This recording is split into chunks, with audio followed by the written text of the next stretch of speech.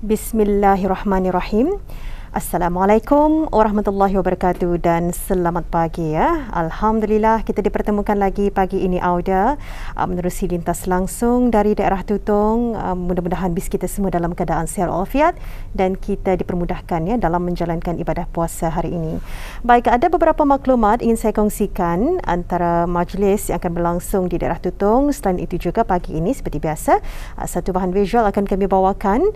Sebelum itu kita maklumkan dulu acara yang berlangsung pada pagi ini 8.30 pagi diadakan majlis pengagihan dan penyerahan sumbangan infak dan derma anak yatim sumbangan Majlis Perundingan Kampung Bekiau Pengkalan Mau mungkin Kudang Tutong ya. Bermula pada pukul 8.30 pagi di Masjid Pengiran Muda Abdul Wakil Kudang Tutong. Itu antara acara ataupun majlis yang akan berlangsung pada pagi ini. Baik, sebelum saya maklumkan lagi beberapa berita semasa, kita beralih seketika menyaksikan pengisian bahan visual bersama rakan saya Majdi Dr. Haji Serbini.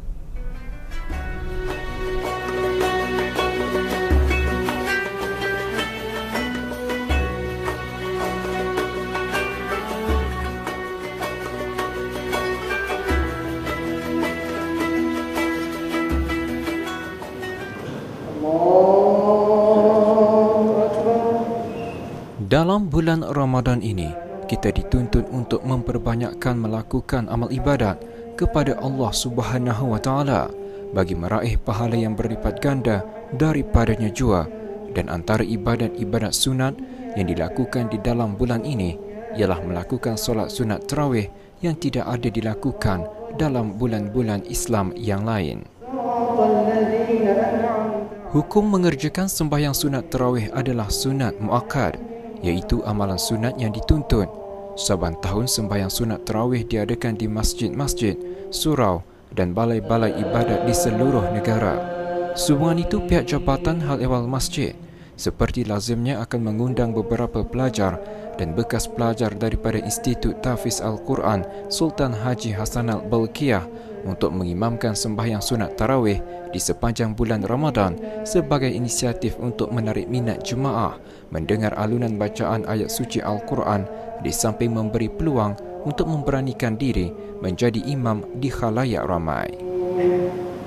Salatul tarawih jami'atan rahimakumullah. La ilaha illallah wahdahu la syarika lah. Lahul mulku wa lahul hamdu yuhyi wa yumiitu wa huwa ala kulli syai'in qadir. Allahumma salli ala Muhammad. Allahumma salli wa sallim alaihi. Allahumma salli ala sayyidina Muhammad. Allahumma salli wa sallim alaihi. Bismillahirrahmanirrahim. Alhamdulillahi rabbil alamin.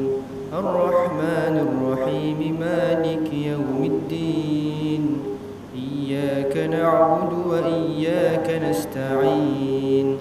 Ihdinas siratal mustaqim. Saya adalah bekas pelajar Institut Tahfiz Al-Quran Sultan Haji Hassanal Bolkiah. Banyak yang mendorong saya untuk menjadi imam ini, seperti kawan-kawan dan senior-senior sebelum ini yang mengimam dengan membawa bacaan yang lancar dan dengan berlagu. So, saya ingin mencuba juga untuk menjadi imam. Kali ini, tahun ini adalah kali ketiga saya menjadi imam. Sebelum ini saya pernah di Tutong Camp dan tahun lepas, 2 tahun lepas lagi di sini juga.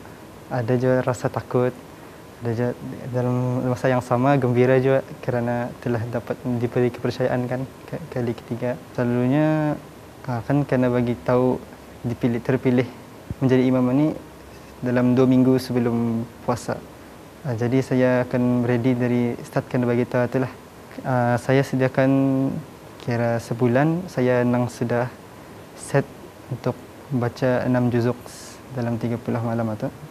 Sama dari segi pakaian juga saya readykan pakaian, sama set je pemakanan saya akan kawal lah sebelum makan sungkai itu tidak boleh terlalu anilah sajuk terlalu banyak.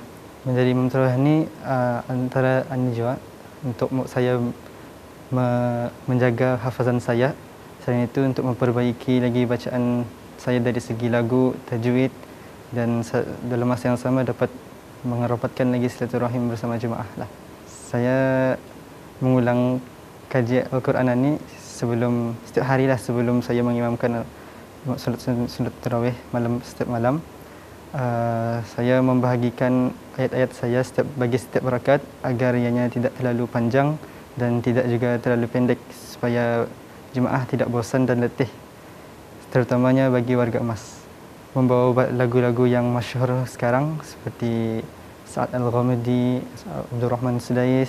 Memang saya mahu lagi lah terpilih menjadi imam solat tarawih ini kerana bukan semua dapatkan. Lagipun peluang ini hanya orang yang tahfiz andang terpilih.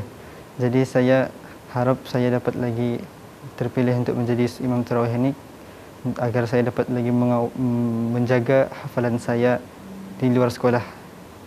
Saran saya kepada orang ramai untuk hadir ke masjid lagi untuk memeriahkan lagi suasana di bulan Ramadan ini supaya kita dapat lagi meraih ganjaran berjemaah. Bismillahirrahmanirrahim. Kesempatan yang diberikan kepada imam muda ini dapat dimanfaatkan dengan sebaiknya melalui penglibatan secara terus yang dapat membimbing serta membolehkan untuk tidak berhenti mengulang ayat-ayat suci Al-Quran yang telah dihafal untuk masa-masa yang akan datang, sama ada untuk duniawi maupun ukhrawi. Beliau turut berkongsi keyakinan untuk mengimamkan solat sunat tarawih juga didorong oleh ibu dan keluarga beliau sebagai tulang belakang untuk terus terlibat buat tahun ketiganya pada tahun ini. Allahu Akbar.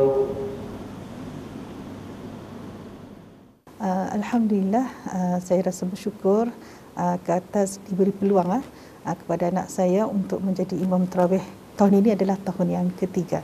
Harapan saya mengharapkan supaya anak saya terus akan berkecimpung dengan mengikuti majlis-majlis keagamaan. Utamanya pada masa ini beliau pun sudah mengikuti dalam majlis kumpulan impak, dan sentiasa mengetuai dalam bacaan-bacaan surah Yasin dan ratib. Sebagai seorang ibu, memanglah berharap anak-anak itu akan menjadi yang berguna kepada masyarakat, pada agama, utamanya dalam bidang keagamaan.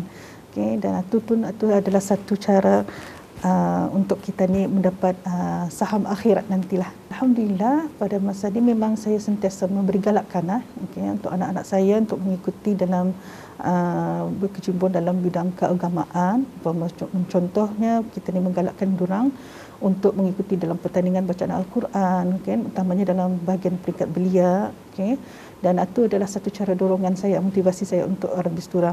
Dan lagi pun kami sekeluarga, kalau dalam setiap lepas solat maghrib ataupun isya, kami akan sentiasa sama duduk membaca Al-Quran secara muratal, dan kami akan mentasbih bacaan anak-anak kami lah. Itu dah satu cara kami untuk mendorong diorang anak-anak itu untuk berminat dalam bacaan Al-Quran. Pembabitan para golongan muda belia adalah antara usaha yang secara tidak langsung bakal melahirkan pelapis-pelapis imam muda yang berkualiti dan berkredibiliti di masa hadapan kelak, dalam pada masa yang sama juga menjadi wadah untuk sentiasa istiqamah dalam memantapkan lagi hafazan dan pembacaan ayat-ayat suci Al-Quran.